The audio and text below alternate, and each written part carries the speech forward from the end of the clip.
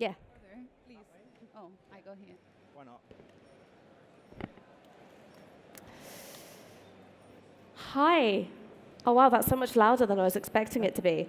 I feel like Britney Spears with this thing on. So you're either going to witness a 70-minute-long panel called Tales of the Next Internet, or you're going to have to deal with me trying to sing Toxic, including the weird screechy bits in the middle. So state your preference. It's a real privilege to be chairing this talk with three incredible speakers. I'm here with Marta Peirano, I'm here with Jay Springett, and I'm here with Xenia Ermoshina. They are all three supremely qualified people to be speaking on this issue of what the next 30 years of the internet could look like. I will be going through their CVs one by one, as though it's a job interview. And just before I do that, I thought I would introduce myself. My main qualification for being here is that I'm very enthusiastic. I know nothing about technology. I'm very scared of Excel spreadsheets because I feel like an old lady trapped in the body of a 27-year-old. But what I am interested in is perhaps the first part of this panel title, which is Tales. Amongst other things, I'm a journalist, but I'm also a student of stories. And I'm really interested in how the internet, which started out as a tool by which we could mitigate the world, but then became an arena for us to shape ourselves, and then perhaps has become something much more messy, much more nebulous, perhaps more coercive, perhaps more frightening, and hopefully we'll be able to touch on some of these issues and maybe even carve out a little bit of space for hope towards the end. So I would like to introduce the panelists going from my right. First, I am here with Marta Peirano. She's a cybersecurity journalist based in Madrid, specializing in free culture, privacy, security for journalists. And her TED Talk on technology, surveillance, and authoritarianism, I was watching it last night and it scared the shit out of me. So I thoroughly recommend it if you ever need to really bum yourself out. She's an author of several books and a new one is coming out. It just came out. It just came out. Is it available at all good quality bookstores? Absolutely. And it is called The Enemy Knows the System. Next along is Xenia Ermoshina, an internet freedom activist and researcher. I always really hate the word activist, by the way, because I kind of feel that the word activist is like othering or makes strange the human urge to better the world that you happen to find yourself in. That's why like the word activist I find like weird. I hope I will define it during my talk as well. Ooh. But for me, activism means also putting a knowledge into practice, because I work as a software UX designer, and for me, activism goes even in the back end. See, every time someone's called me an activist, I always feel like it's a low-key insult of my own laziness, because I very rarely feel particularly active. So maybe it's that.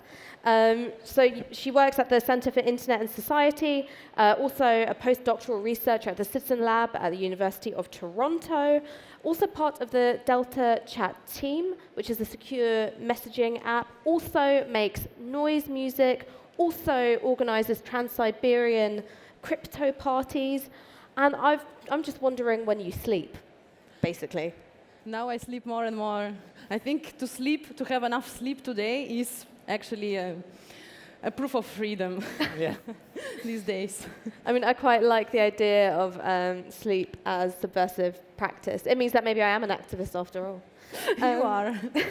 And last but certainly not least, we've got Jay Springett over on the far right over here, though I doubt that he is on the far right politically. A writer, a strategist, and editor of solarpunks.net. Hopefully you'll be able to explain a bit more about solarpunk, because it's an idea which when I was reading about it just seemed really optimistic. And I think there's a need for optimism, particularly at the moment. And he'll be speaking on the intersections of technology, culture, humanity at the level of sensing, which was something which I was really excited to hear about, to know that I would be hearing about it. Just by way of a very, very brief introduction, We're here because we're celebrating a whole load of anniversaries. So, 20 years of Napster, and, peer-to-peer sharing, 30 years of the internet existing.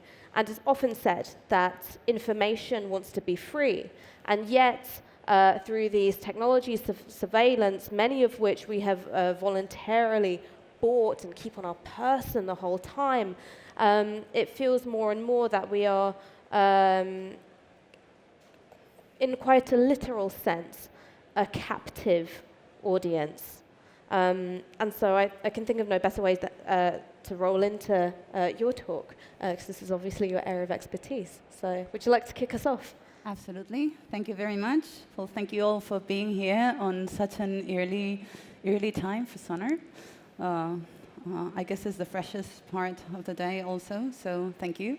And I was going to start showing off about my books, which are a book called El Rival de Prometeo, the Prometheus Rival, which is a book about 17th century automatas and how do they lead us to artificial intelligence today, and what our philosophical relationship with our other us has been over the centuries.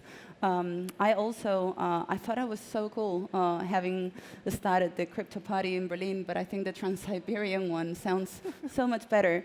We did a book sprint to write this crypto party handbook after way too many people asked me, what do you have to do to start a crypto party, which is a very, very easy answer, apparently, which is you just have to want to help people secure their communications. But we ended up writing a book about it, so there it is. And my last two books are the Little Red Book of the Online Activist, which is a very specific book about cryptography for journalists and activists and people of the sort. I was lucky enough to ask one of the persons that I think has had more problems with journalists not knowing how to use cryptography, which is Edward Snowden. I asked him to write the how do you call it, the preface? No, preface. The preface of the book, and he said yes. Sorry about my poor English; it's really early for me. And my last book is called The Enemy Knows the System, and it's a book about pretty much the last 50 years of the internet, and how a very humanistic project turned out to be so much trouble at the end. So yes, internet is going to be 50 years old next October, which means it's about time it kind of like dumps his family, runs with a nanny, buys like a motorbike, and goes to Vegas. The thing that started the whole internet, as you all know, was a military project from the Department of Defense of the United States.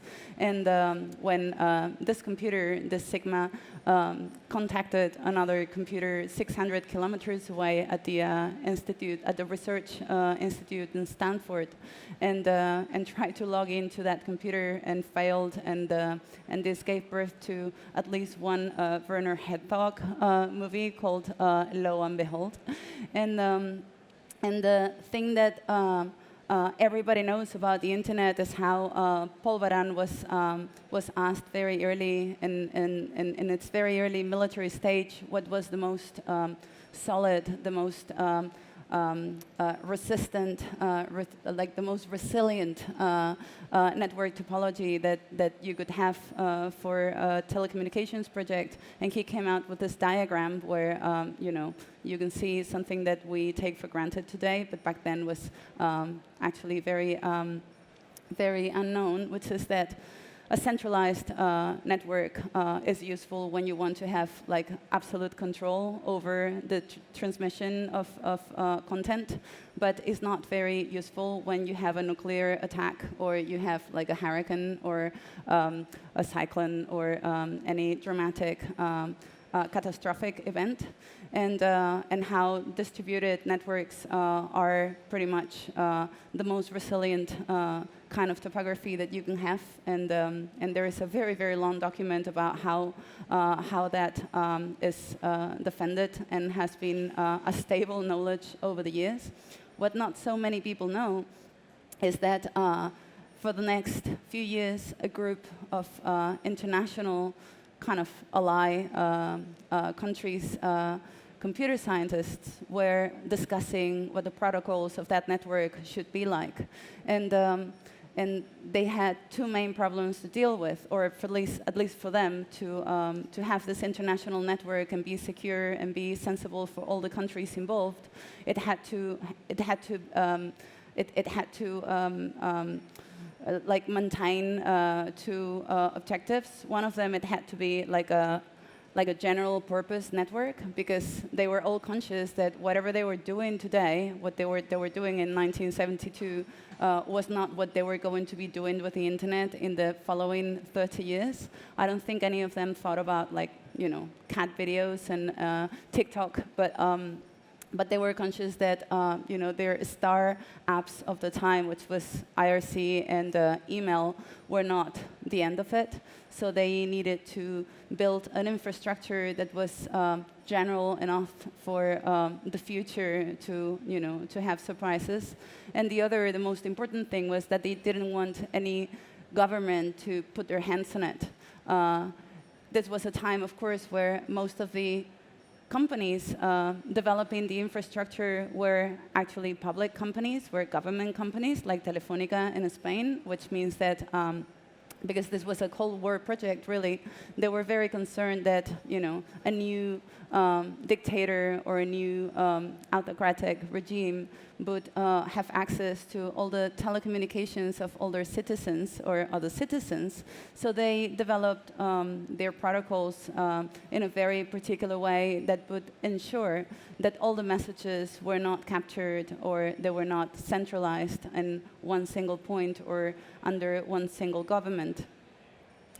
Then 20 years later, and I'm totally, like, you know, not going to talk about the European attempt to make our own internet, because, you know, it's kind of like embarrassing.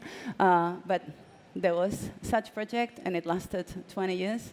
And so 20 years later, Tim Berners-Lee presents what has been the fundamental app of internet today, which is the World Wide Web.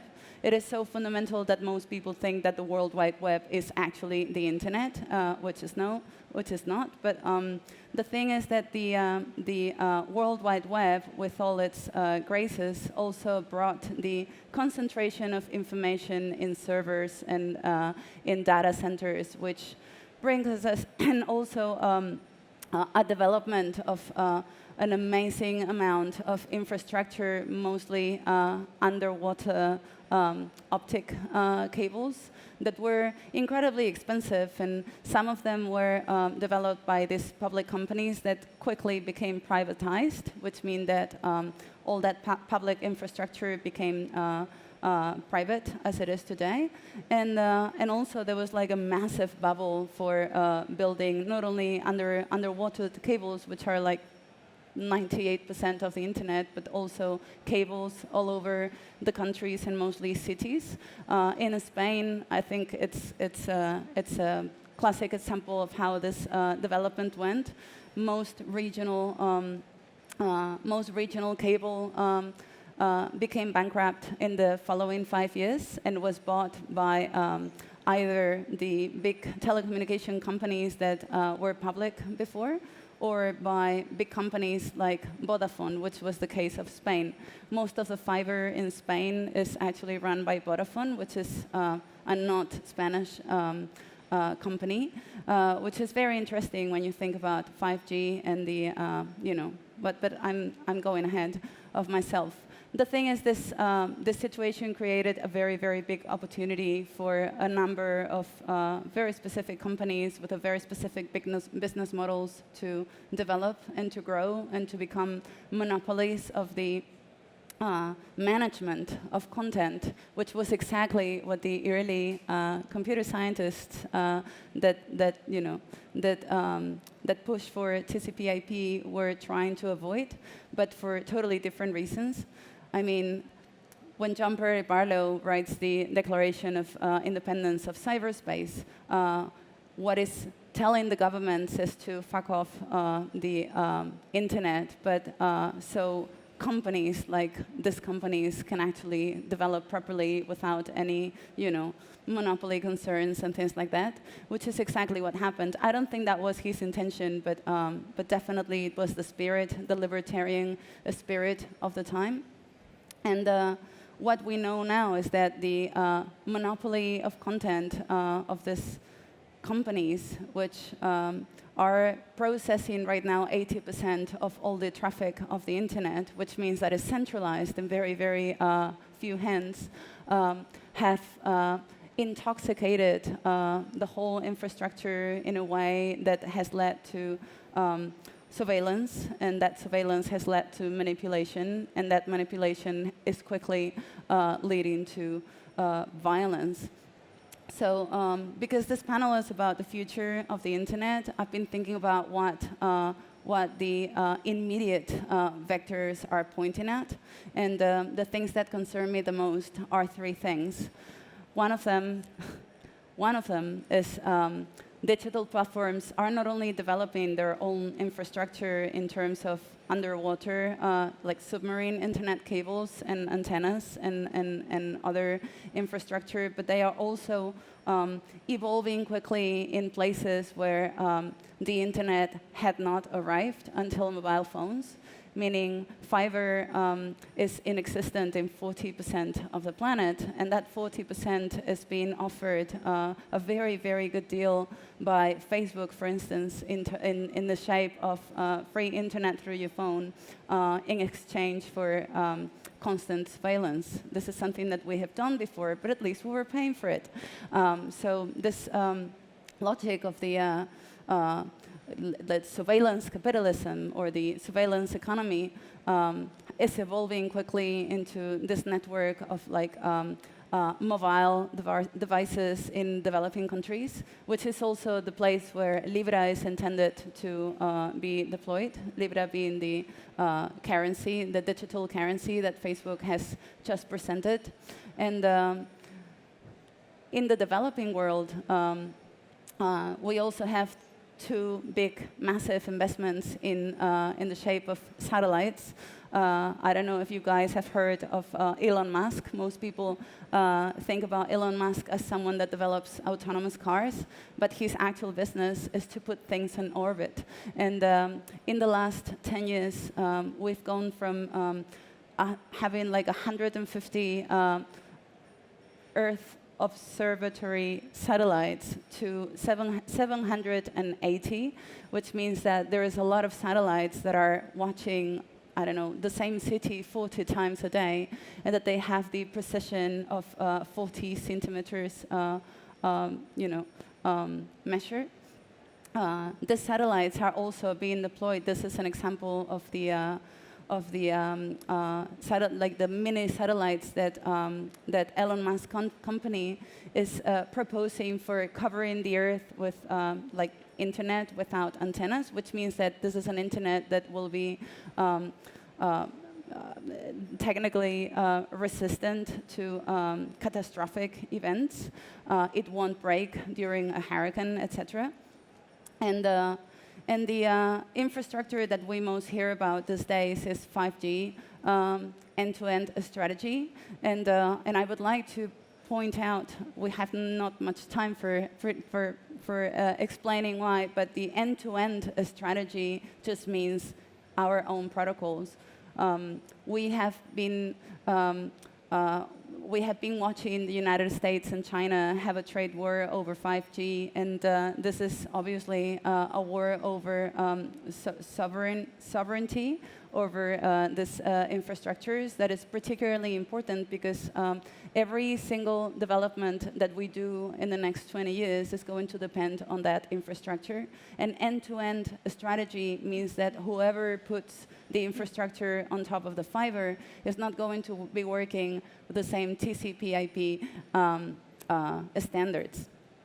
it's going to be working with the same standards that we have known in Facebook and Google, meaning that it's going to be completely opaque and it's going to be completely dependent on companies that don't even operate in the place where we have digital rights. So interesting.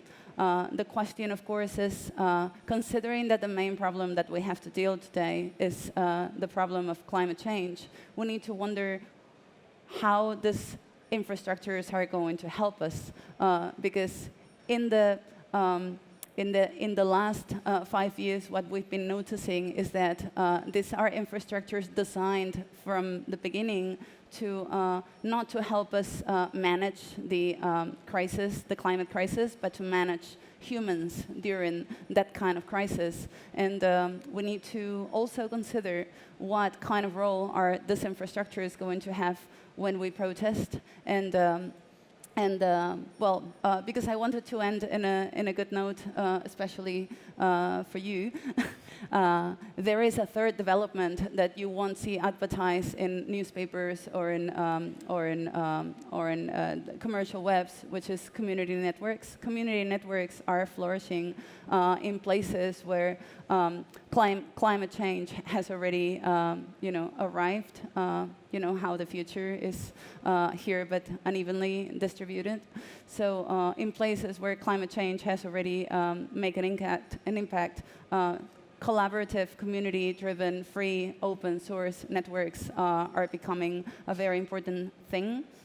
Also, and not surprisingly, are becoming a thing in developing countries where free basics and internet.org are causing already more trouble than what they have promised. And and of course in Asia and countries where most of the infrastructure that they already had has been destroyed by tsunamis, earthquakes, and cyclones. So I want to end with this Audre Lorde quote, which is my favorite quote nowadays. It's that the master's tools were never dismantle the master's house, because it kind of serves the purpose of reminding us that private, opaque, foreign tools can never help us not only dismantle power, but also reconstruct our houses when they are destroyed by climate change. Thank you very much.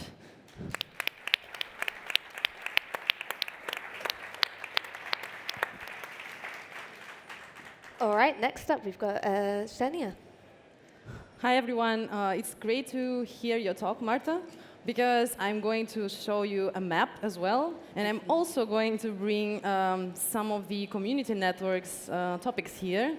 After you having exposed kind of the state of the art and the history of the fights in the back end of the internet infrastructure, I'm going to propose you a framework that I'm currently thinking about in order to describe the crisis of networks which coincidence the crisis, the climate change crisis. Surprisingly, we are kind of echoing in this way. So first, briefly what I'm doing. I'm working at the Citizen Lab, which is the research lab and think tank based in Toronto. We are focused on privacy and surveillance issues, but also covering a lot of targeted threats against journalists and other ways of private actors and governments taking away the infrastructures from the people. I'm also part of the CNRS, which is the National Center for Research based in France, where I work on Russia, which is my own country, my home country. In Russia, the internet was not developing in the same way as in the United States. The state was for a long time taking steps away from the internet. They didn't have control on the market. That's why we had thousands of internet service providers, and we still have around 3,000 internet service providers in Russia, which is a challenge for the regulators who try to control the networks, but they cannot, because we have many cables that not only go under the sea, but also in the lost parts somewhere in the on the border with Finland and other remote areas in the far north, next to the Norwegian border. So now the government is taking a big effort to control the internet, and we feel that we are losing what we call the internet freedom. And I want to question this concept of internet freedom. There are many maps that try to show the freedom of the internet or the freedom in the world. So this is one of the maps that I wanted to show you today. This map was designed by Freedom House, which is an interesting NGO and think tank that is doing amazing work to actually measure different parameters that are responsible for, would it be freedom of expression, freedom of speech, freedom of manifestations. And here is the internet freedom map. And I wonder, is it really like that? Because for me, this would be the real map of the freedom in the world. To be honest, after Marta's presentation, I see how so-called developing countries are showing us the way to go, and not the global north, no? What we think is the democratic, the developing center. So now we see that the unfreedom, or like the private corporations that are going from this global north are actually taking this freedom away from the regions that have their own way to develop infrastructures. So this is the state of the art, as far as I'm concerned, about the freedom in the world globally and also the freedom of internet infrastructures. And this does look a bit like the climate change map, where you would see everything in red very, very soon. So what happens is that we see digital migration phenomena that is developing. So just as climate refugees that feel that some of these zones of this globe have become unlivable for them, some users and developers as well feel that they need to move somewhere where they can still be free in the way they communicate to each other, they share, and build tools. So I've been conducting a research for the last 3 years, making interviews, in-depth interviews that can be between an hour and a half and 3 hours with users from high-risk countries like Syria, Libya, but also Ukraine, where the war is going on. And also from the so-called low-risk, I question this concept of whether there are any low-risk countries today. We've seen with the spread of surveillance that the risk has become a relative notion. No? It depends with whom you are communicating. You can be in a very safe space somewhere in North America, but you are the journalist communicating to someone who is in Rojava, working with Kurdish movement, and you become a high risk yourself. So I was conducting these interviews to see how people use software technologies for communication and also platforms to spread their information that they produce. And I've seen some trends. So I don't think that the classification that I'm going to propose you is the ultimate and the last one. No, not at all. It's a work in progress. But I try to grasp these first trends of digital migration. So the first wave, or the first kind of motivation that brings people to move to the next internet, to these new islands of freedom or relative freedom, I call it techno-idealist. So what does it mean? It means that a small group of pioneers, most of them are tech-savvy or activists, feel like decentralized, proprietary, closed-source applications are not corresponding to the political vision of the world that they want to live in. They feel that centralized architectures are not the way to go, and they want to move somewhere, as Marta showed us, somewhere else, to community networks, to alternative protocols. So they start building parallel kind of structures, parallel spaces where people can go.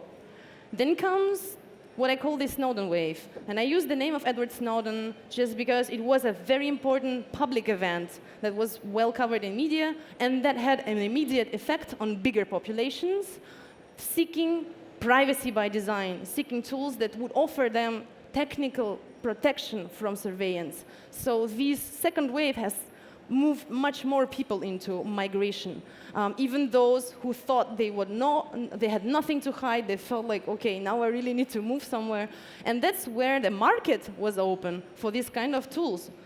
I take example of WhatsApp. I interviewed Peter Sunde, who is the founder of Pirate Bay, as you know, one of the pioneers of sharing culture. He told me a very interesting story about how WhatsApp implemented encryption. WhatsApp guys came to Peter Sunde and asked him, hey, can you sell us your protocol? We want to encrypt, because after Snowden, users claim they want this, there is a demand, we want to give them this, so they want to stick with our app. And Peter said, you know, I don't want to collaborate with you because you are a closed source, centralized platform, and you are going against my values. He was from this first wave, the techno-idealist. So WhatsApp came to Signal. Who knows Signal here? Maybe someone uses? Oh, good to know. So Signal is this messaging app that protects you by using an interesting, recently developed protocol that generates keys every time, like per session keys, ephemeral keys, that you can be sure that in the future, when someone accesses the servers, they will not be able to read what you've been talking about like 5 years ago. So they came to Signal and said, hey, can you please sell us your protocol? And Moxie said, yeah, sure, $1 million would be enough. And they bought this protocol from him, and then they were ready to be sold to Facebook. Facebook, before WhatsApp implemented encryption, Facebook offered them $19 billion, and after the encryption was implemented, it was 21. So encryption and privacy is a market.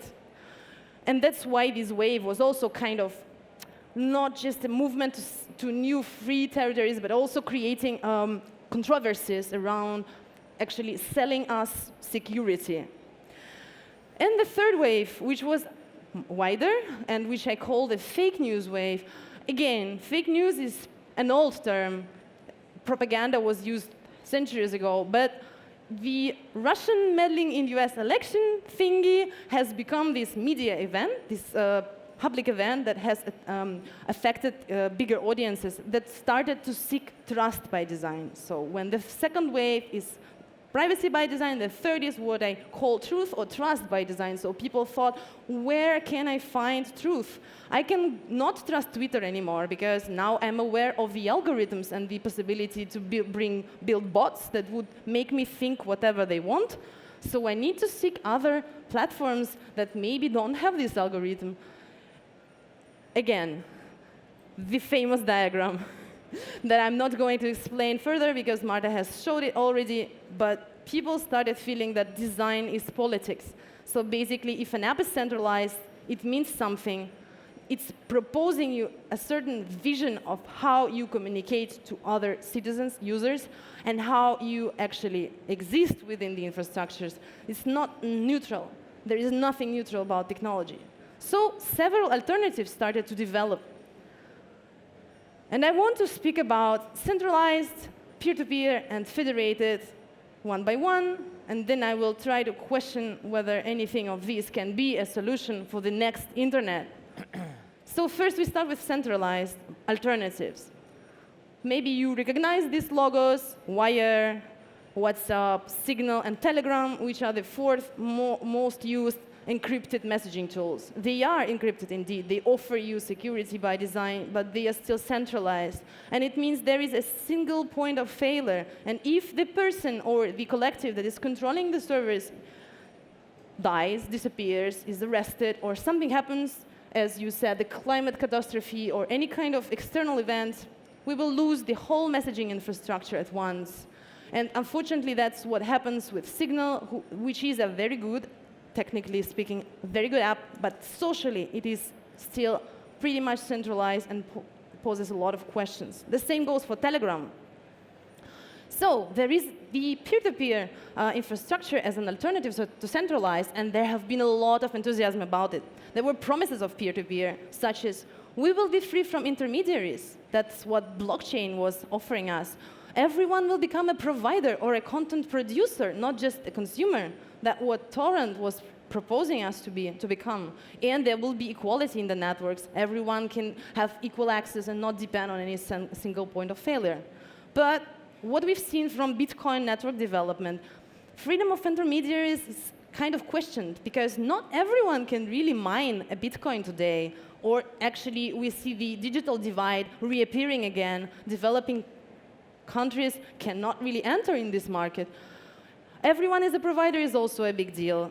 First, if you think of blockchain and how heavy it is, you will understand that not everyone can actually download it on your device and share it. Not everyone can share a torrent. Not everyone can really physically, technically become a service provider. And of course, this brings under question the equality in the networks. So this is the point where I'm going to finish my talk. with the promise of federated networks. I see a rebirth of federation, both in a political way and in technical way. What does federation mean?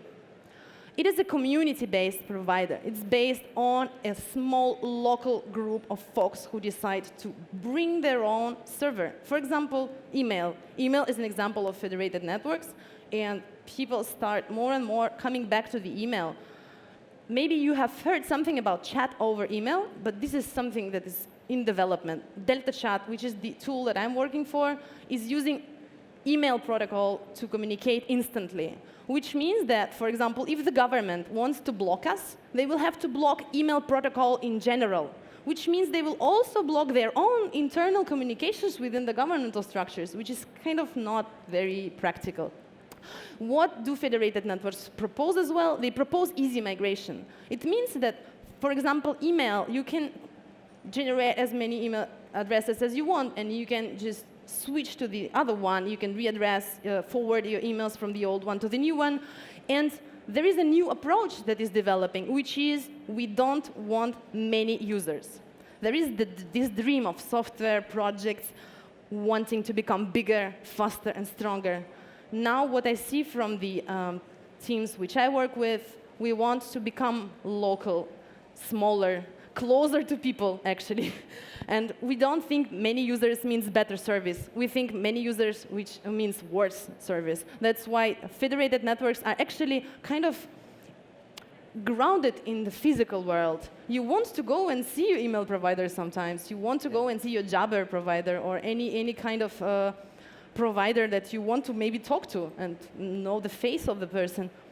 And also what is interesting is the rebirth of social/technical tools, not just technical. It means that people start to trust less and less in solely technologies, but also try to develop social protocols for verification and trust. It brings back the offline.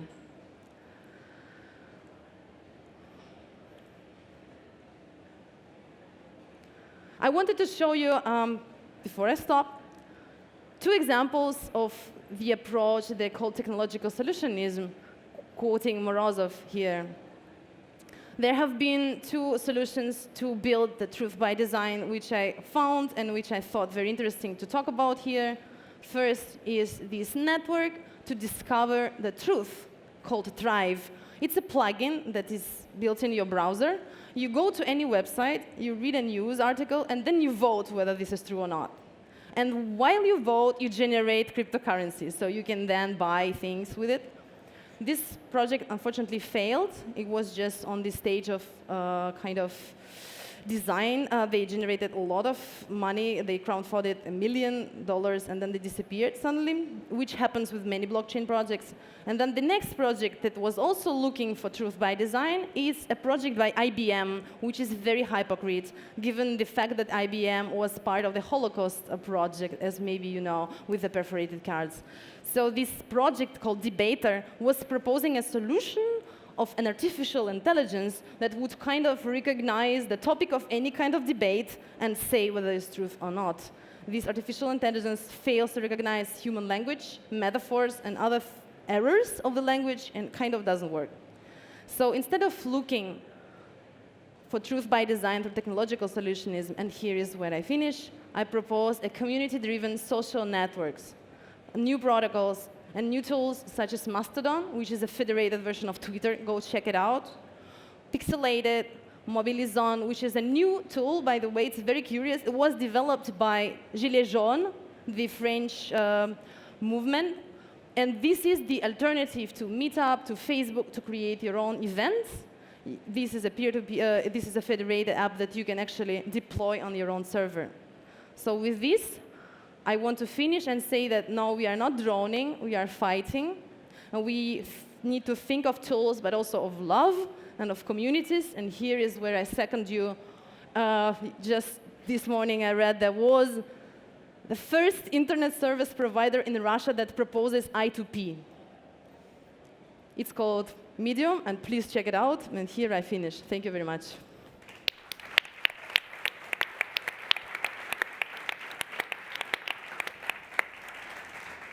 All right, Jay, it's time for you to take us home. I don't have any slides, but I am going to be talking about trees and Oh. sensors that can listen, so it's an all right background for that. So my name's Jay. So I'm a writer, theorist, and strategist, and I write online as @thejmo in most places. And the brief for this talk was to talk a little bit about ourselves before we moved into our talk. So I'm going to tell you a little bit about me and the internet. So I grew up in a small but extremely Brexity seaside town in the southeast coast of England, close enough to see the lights of the French coast on a moonless night. At 18, I escaped for London, but left behind the pro-LGBT, anti-racist, and anti-fascist DIY hardcore punk scene behind that I was involved with throughout my teenage years. In a scene that was held together by, does anyone remember PHP BBS forums? Yeah, the community was completely held together between that. And my first experience of the internet, really, and the consequences of saying something online, having consequences in the real world, was seeing a friend have a pint of beer thrown over them because they'd said something on the forum. So that was illuminating, to say the least. This was a very formative experience for me and really influences my politics still today. At university, I split my time between philosophy and music, coming away with a degree with the title Philosophy of the Arts. As a consequence, I still identify as a musician to my core, and it informs how I think creatively. After university, as many do, I fell into an accidental career in HR tech and consulting, lately shifting to working tech startups doing biz ops. I now have a weekly podcast and write, and I work freelance with firms that need to scale fast, and I tend to focus specifically on companies' culture, the tools, and their processes that they're going to adopt as they scale. But alongside all of this CV stuff, I've been adjacent to the art, tech, and theory worlds for quite some time. I am, or was, perhaps best known for coining the term Slacktivism earlier this decade, a term that attempts to give form both to as a critical conversation and a line of inquiry around infrastructure and the relationship we have to it. Drawn from the portmanteau of the stack, the horizontally independent but vertically integrated set of technologies that keep us alive, combined with the activism toward infrastructure. This period of my life forced both myself and many others to confront the question, who owns the means of not dying? I'm also an admin on solarpunk.net, a Tumblr founded in 2012 by the American researcher-at-large and artistic troublemaker Adam Flynn. After hearing of the first anthology, Solarpunk, Ecological and Fantastical Stories in a Sustainable World, first published in Brazilian Portuguese that same year. Solarpunks.net is a Tumblr dedicated to solarpunk, a movement in speculative fiction, art, fashion, and activism that seeks to answer and embody the question, what does a sustainable civilization look like, and how can we get there? Since 2012, Solarpunk has created a multitude of spaces online for indigenous sovereignties, reproductive justice, and radical queer politics, contrasting the popular grim futures of cyberpunk with a bright green optimism. Solarpunk communities can be found on Discord, Mastodon, Secure Scuttlebutt, Reddit, most of the more federated or distributed online spaces rather than on Twitter or Facebook. But with both of these topics front of mind, for the last year or so, I've been working on a project called Land as Platform, a book that combines both platforms and the road to utopia, as well as my long-standing interest in environmentalism and regenerative agriculture. The project seeks to explore what platforms in the age of planetary scale computation and what can be learned from the existence and deployment of such large-scale systems whilst explaining the principles of permaculture and ecological systems to a widespread audience. So this is where my mind is today as I enter into what I'm going to say. So one of the things that I've internalized while working on Land as Platform is that humanity is extremely old. We are blinded as a culture by a use of the Anno Domini dating system. In 1993, Cesare Emiliani proposed a dating system that begins in the Holocene era, a geological epoch that also coincides with the earliest human experiences or implementations of infrastructure and agriculture. If we use this system, then today's date is July the 17th, 12,019. It also goes quite a long way to contextualizing the so-called quote-unquote Anthropocene that we are entering. But we can go further back than 12,000 years, a date that would place us amongst the stones of Göbekli Tepe in Turkey, a ritual site situated 20 miles from the current Syrian border. The sculpture of the Lion Man was found in a German cave in 1939 and is between 35 and 40,000 years old. And as Troy Conrad Theron puts in his 2017 essay, Social Soup, Neanderthals were identified as the architects of a 177,000-year-old magic circle found deep inside a cave in France. No older ritual architecture is known. The base layer of our civilizational stack may have been inherited. So it may seem strange to talk about the internet, to be bringing up objects that live at such vast time depths. But it is important as there is a deficiency of long-term thinking in Western culture, and it will be vital that we think multi-generationally with everything from the internet to tree planting, given the challenges that humanity faces with global warming. Our modern world seeks to focus us towards the short term and praises quarterly growth. But in the real world, away from high-frequency trading and global capital flows, it takes 100 to 120 years to grow an oak tree from seed to full canopy height. That's 3 human generations. This is real growth, and I'd like to propose that everything that occurs between in the duration between the decision to plant an acorn and its full-grown height is short-term thinking, which places the medium term in 2150. Indeed, the oak tree, the king of limbs in Britain, is 1,000 years old, and it has been growing quietly in place since before the Norman conquests. And the king doesn't care much about one iPhone model to the other. So millennia-long scales of engagement in the world are almost unimaginable when contrasted with the 2-week-long agile sprints popular in the tech development world. And this is why I bring it up today, given we were talking about the future of the internet. Given the average age of an S&P 500 company is now down to 20 years, down from 60 in the 1950s, I worry that technology under capitalist logics cannot respond to the challenges that we face. Both as the internet and open source has gotten older, the world has gotten worse. And software engineers feel a sense of urgency to move quicker than perhaps they should be. It is relatively easy to talk about the short term, imagining and extrapolating the next 30 years of technological development, its possibilities, its dangers, and the dark places that it all could lead. But what about the 500-year internet, or the 1,000-year internet? Who ever heard of a 100-year website? I'm struggling to imagine, and I'm sure you are too. I do sometimes think that perhaps all the chimes, bleeps, and bloops on the Starship Enterprise are all still driven by MIDI, and Geordie LaForge being just as frustrated by how shit it is as musicians are today, a protocol that is only 38 years old. So zooming in from the 1,000-year view to the medium term, I come to my second point. How does software make us feel? It's my belief that in the near future, a much larger focus will be placed on how software makes us feel. A question first sparked in me a few years ago after I developed intense synesthesia as a consequence of my meditation practice. A trend in surveillance technologies today is to make claims about how we can measure and extrapolate human personality data, perhaps seen in the mess around Cambridge Analytica and Facebook. In addition, I saw a company recently claiming to be able to measure emotional states in people based on Wi-Fi signal data.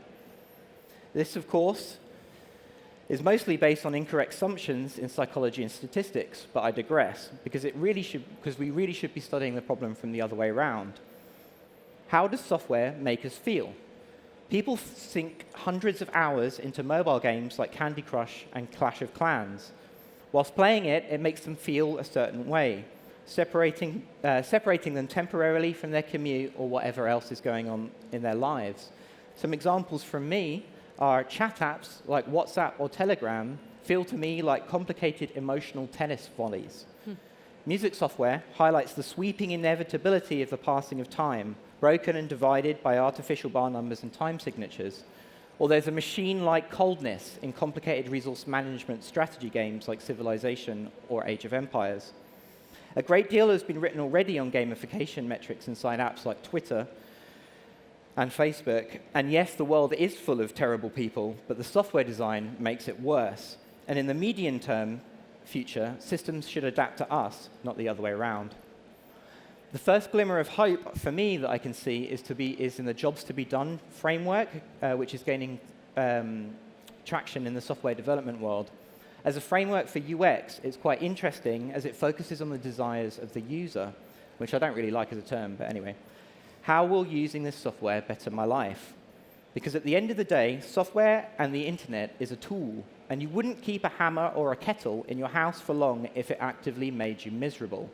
And we shouldn't tolerate it with software or the internet either. A technology that is increasingly more and more deeply enmeshed in our day-to-day lives. More sympathetic emotional software is vital in the short term, because this brings me to my last point, and that is enmeshment. Moore's law seems to have slowed with further advances in silicon production bumping up against the edges of material science and physics. And unless you have the money and space for a warehouse full of coolant systems and physicists, quantum computing isn't coming to you anytime soon. However, miniaturization of existing technologies will continue apace. In the last 10 years, we've seen a revolution in this regard. Military-grade technologies can now be found in all of our phones. Proximity sensors, ambient light sensors, infrared, blood flow and heart rate sensors, camera sensors and the lenses, the accelerometers, gyroscopes, compasses, and this is just a few of the things that are all inside our phone. Many of us walk around with barometric sensors which were science fiction only 15 years ago. All of these combined with the looming print-to-chip technologies, which remove the need to compile code, signal the end of general-purpose computation as we've known it to date. And the logical endpoint of all of this is sensors everywhere. Print-to-chip custom silicon will increase power efficiency and reduce costs of these passive sensors immeasurably, perhaps even to the point where we can run Victorian copper and zinc earth batteries in the earth to power the devices. And this may come at the same time as sort of coinciding with humanity's grandest project, the regreening of the world. These distributed sensors will be in every field, on every tree, and listening from every bush and canopy for the sounds of returning insects and a resurgent biosphere. This, however, if shepherded by evil and malicious souls, may well produce a nightmare world. We are faced with a choice. These mass sensor grids and the satellites that Marta mentioned, total surveillance for short-term financial gain and political domination, resulting in a sort of free-range totalitarianism for the population of the world. Or we could think along longer and grander timescales. And if you would permit me, I'd like to read what I consider to be the poem of the solarpunk kind of text movement, All Watched Over by Machines of Love and Grace by Richard Brautigan. I like to think, and sooner the better, of a cybernetic meadow where mammals and computers live together in mutually programming harmony, like pure water touching clear sky. I like to think, right now, please, of a cybernetic forest filled with pines and electronics, where deer stroll peacefully past computers as if they were flowers with spinning blossoms. I like to think, and it has to be, of a cybernetic ecology where we are free of our labors and joined back to nature, return to our mammal brothers and sisters, and all watched over by machines of love and grace. Thanks.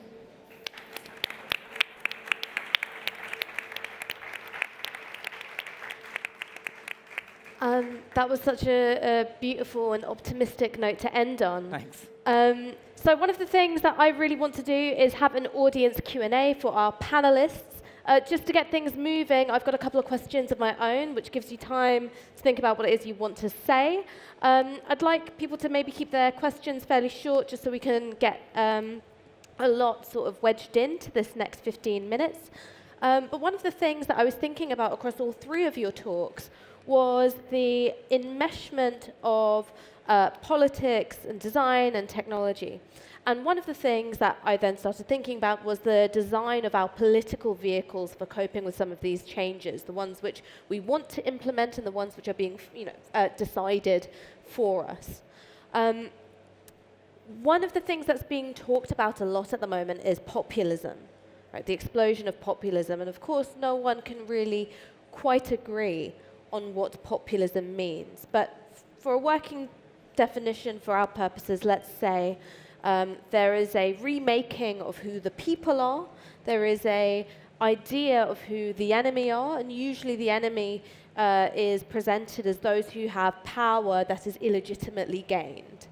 And there are two sorts of networks that have, in my view, been the engine of these populist projects. One is a very centralized form of not just political decision-making, but also the ownership of data of members.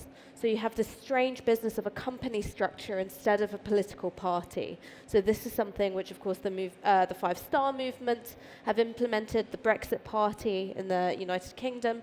And then the other is something which is somewhere between distributed networks and decentralized networks. So largely decentralized networks with ambitions of distributed network decision-making. Where do you guys see signs of hope in a populist politic?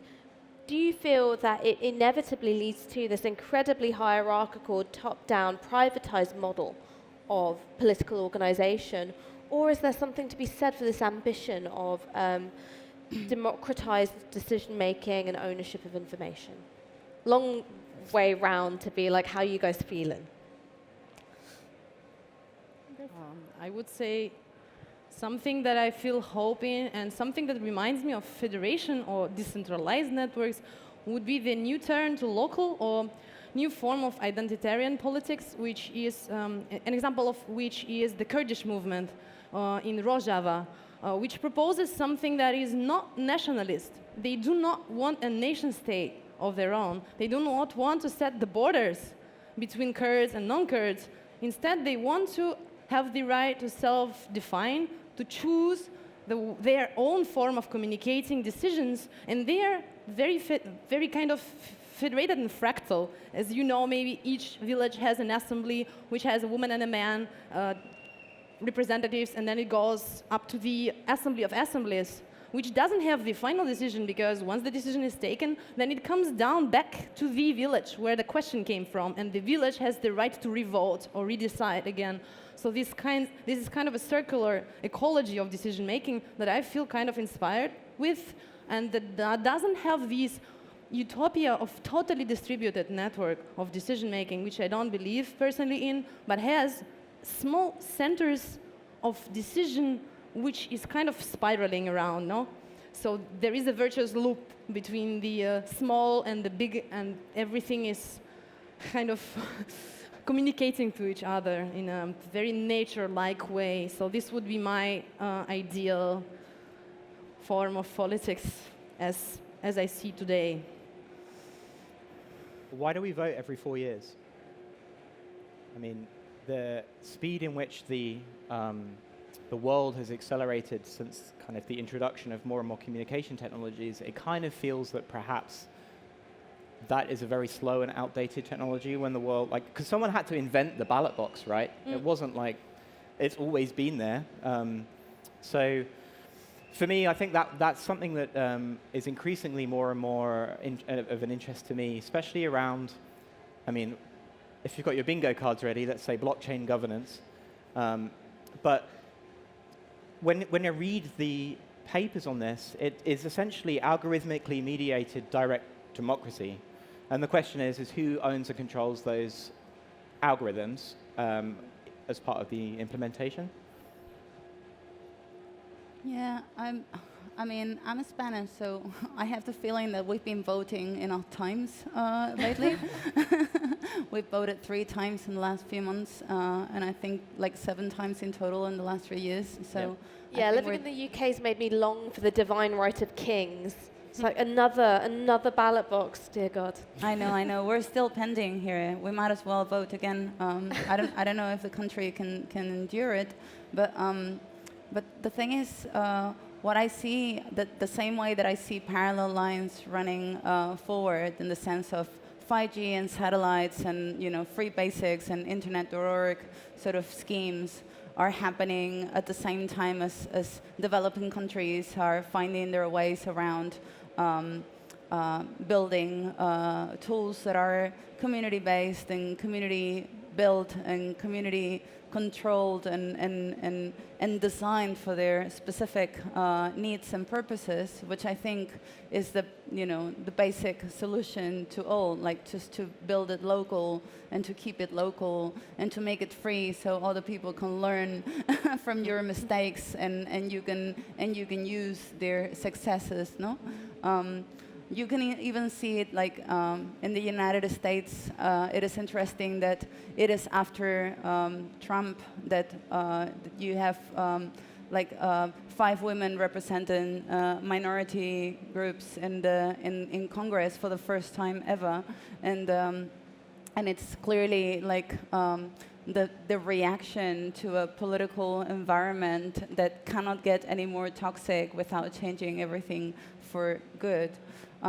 I see, for instance, that the response to the FCC, how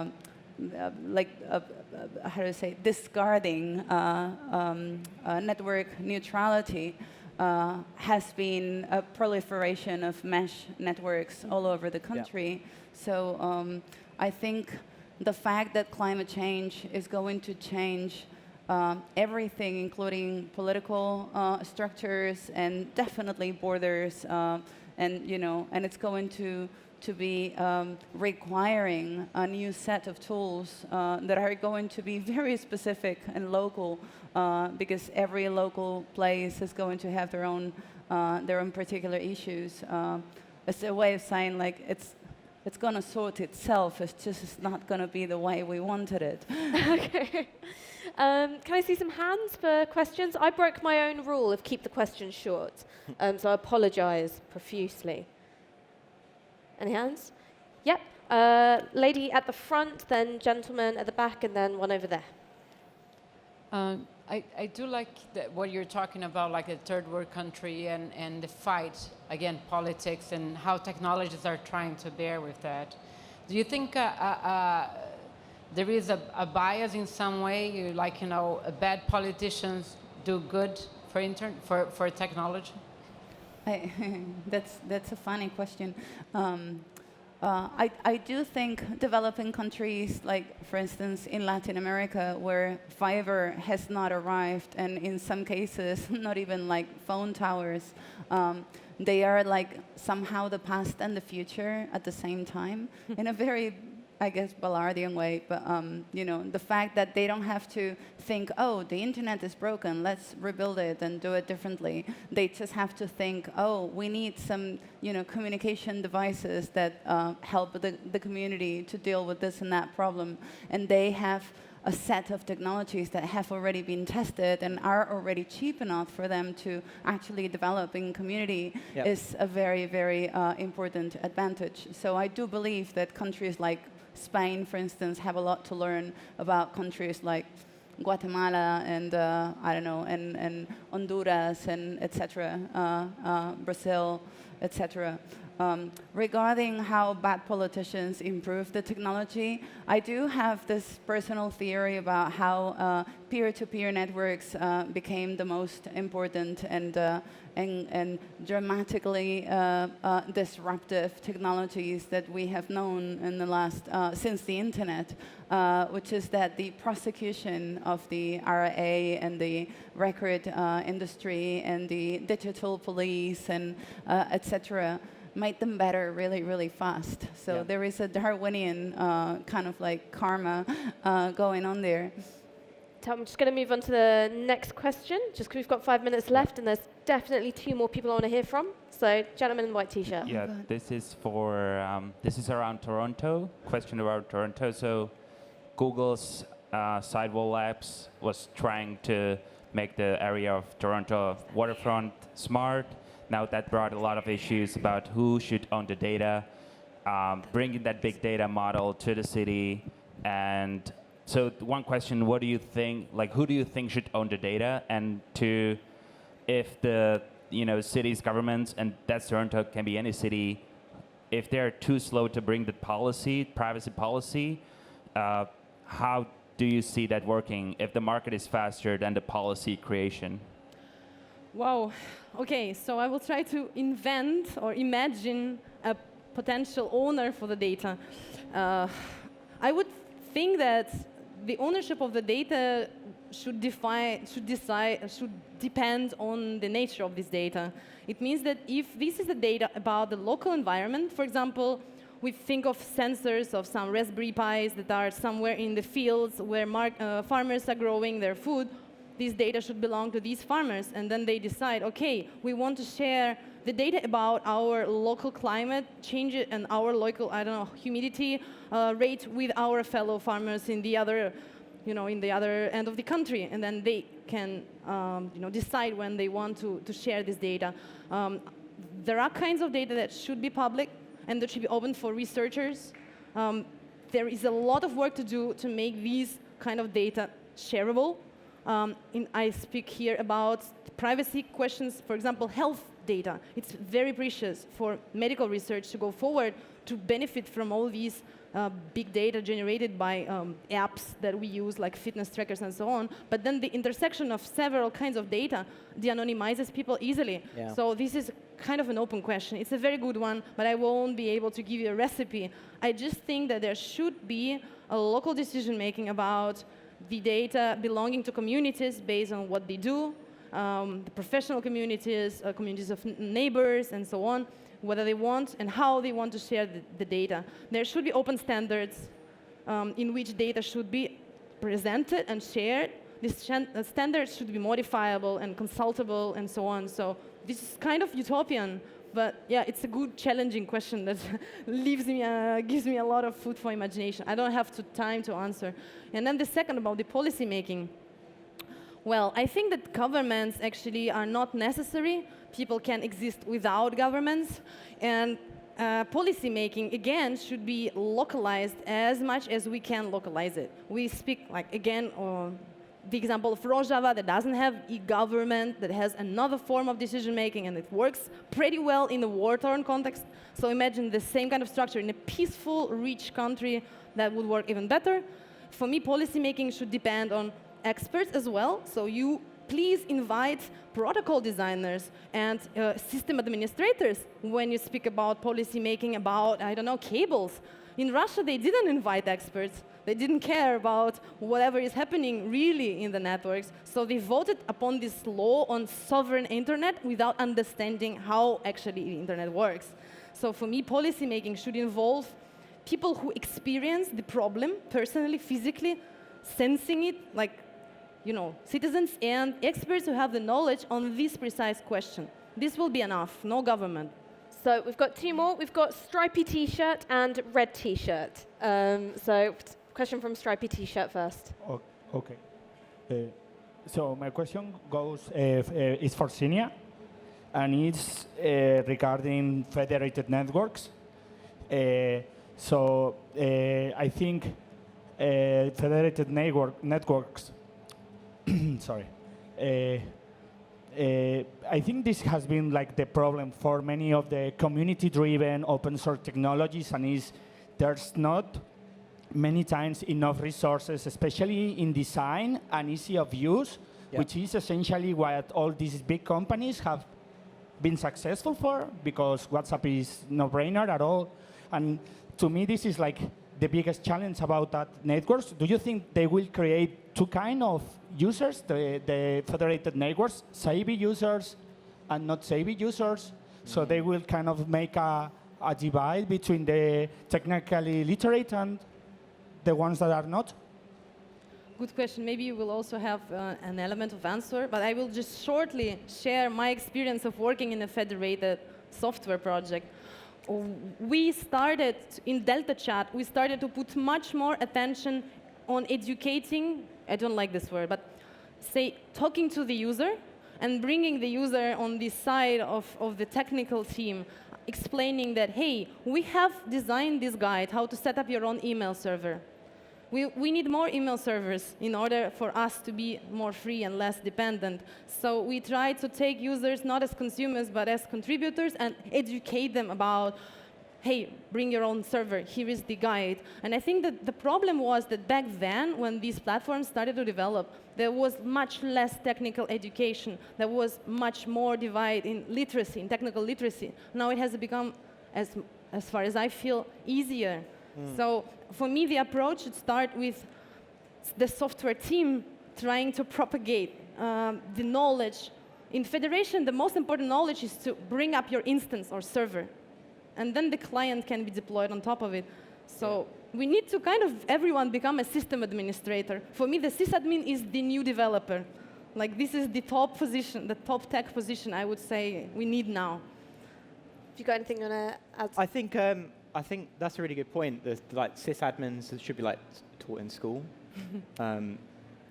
because everyone needs a grounding in it. Definitely.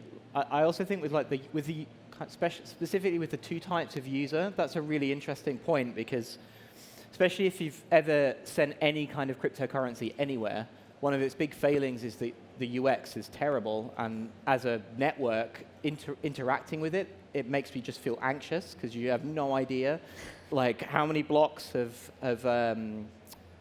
what's it called when they tick over?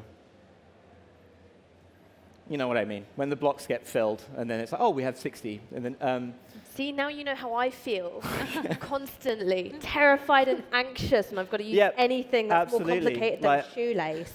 And I honestly think that that's really interesting, because I think a lot of technically literate people just don't understand just how impactful, kind of emotionally, some of these softwares are. Even Scuttlebutt, which is a great social network, is a pain in the ass to set up when you first join it. It all needs to get a lot better. But I think Scuttlebutt is actually a really good example of great UX and required technical literacy, because it's like a 5-step guide. It is a bit dicey. You're like, what am I doing? But they're really good at onboarding users into a very technical environment. But sorry to interrupt, but how many people here use Napster? Back in the day. Used? Yeah. Napster. Yeah. Do you remember Napster? Yeah. Napster sucked. It was terrible. It was the worst interface ever. It was slow. It was ugly. It was used by 80 million people in less than 2 years. And it was 80 million people that didn't know what an app was. I mean, we just got used to, applications that are designed to make us addicted, to make everything so easy for us that we don't know even how to tie our own shoes. Like Napster was hard, and it was, oh my God, so popular. It was probably the most in relative terms, it was more popular than Facebook today, or pretty much like Facebook, because it was 1/3 of the internet at the time. It did suck. We can't do it. I'm sorry, but I've got to wrap us up now. I'm really, really sorry we didn't get to go for your question, but I've already run us over. I just want to say thank you to all our panelists. Your contributions have been absolutely stunning. I was making notes the whole time, not even for questions, just like, that's such a good fucking line. So please, can you join me in one last big round of applause? Thank you for joining us. So sorry.